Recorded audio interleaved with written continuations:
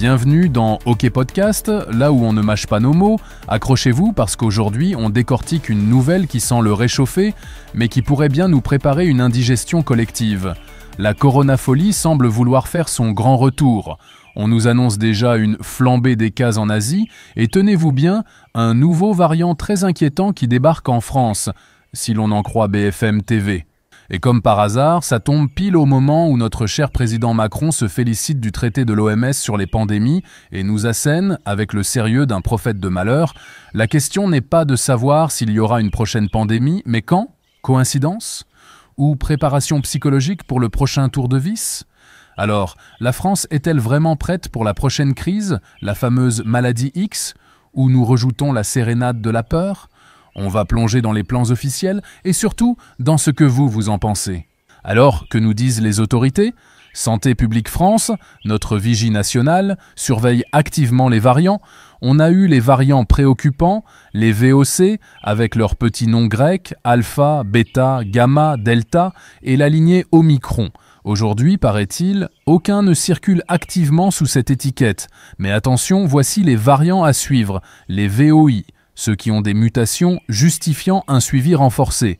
Traduction, on garde la pression, juste au cas où. On les classe, on les analyse, un vrai travail de laboratoire.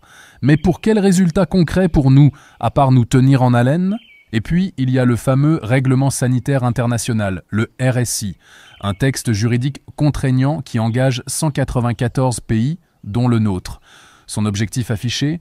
Prévenir la propagation internationale des maladies. Noble intention sur le papier.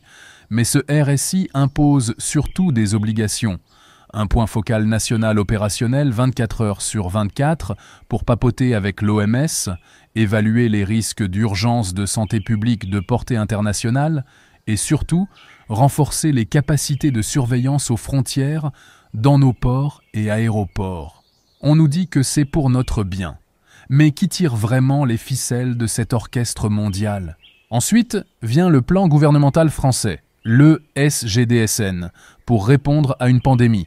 Un pavé qui détaille tout, des stades de crise aux actions à mener. Stade 1, alerte initiale, on identifie, on limite. Stade 2, on limite l'introduction, on détecte, on trace, on isole. Ça ne vous rappelle rien ? Stade 3, on freine la propagation, mesures ciblées, montée en puissance du système sanitaire, et là, tadam, la possibilité de déclarer l'état d'urgence sanitaire. Stade 4, on atténue les effets de la vague. Stade 5, on revient à la normale et on tire les leçons.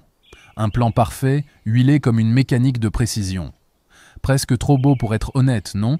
On nous parle de continuité de la vie sociale et économique. Laquelle et à quel prix pour nos libertés fondamentales ? Et au milieu de tout ça, flotte la menace ultime, la maladie X.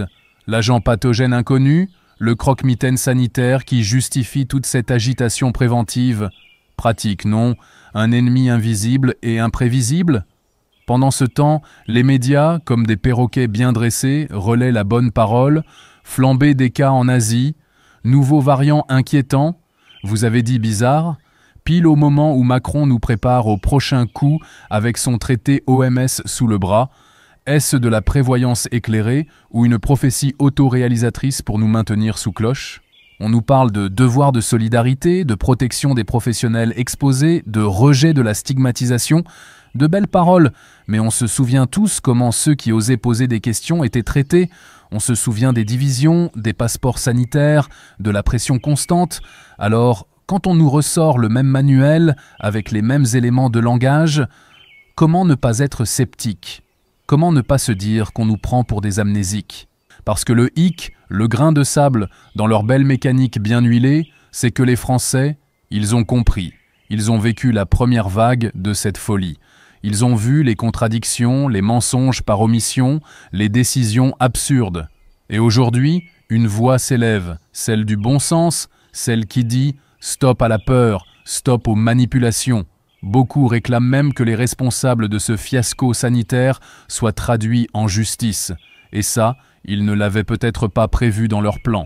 Alors tous ces dispositifs, cette surveillance des variants, ce règlement sanitaire international, ce plan gouvernemental détaillé en 5 actes, est-ce vraiment pour nous protéger d'une maladie X ou pour nous habituer à l'idée que nos libertés sont conditionnelles, révocables au premier frisson épidémique venu ?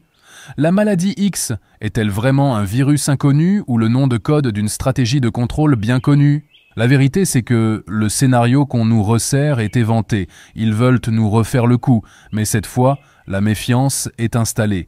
Les Français ne sont plus prêts à gober n'importe quoi. La question n'est plus seulement de savoir si nous sommes préparés à une pandémie, mais si nous sommes préparés à dire non à une nouvelle dérive autoritaire déguisée en urgence sanitaire. Le véritable enjeu, il est là.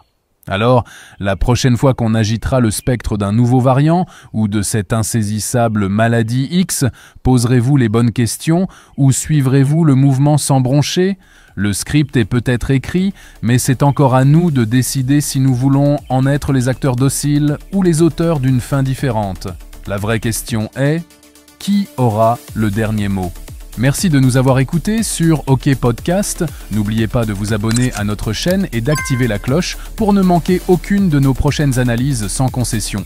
On se retrouve très vite. Portez-vous bien et surtout, gardez l'esprit critique.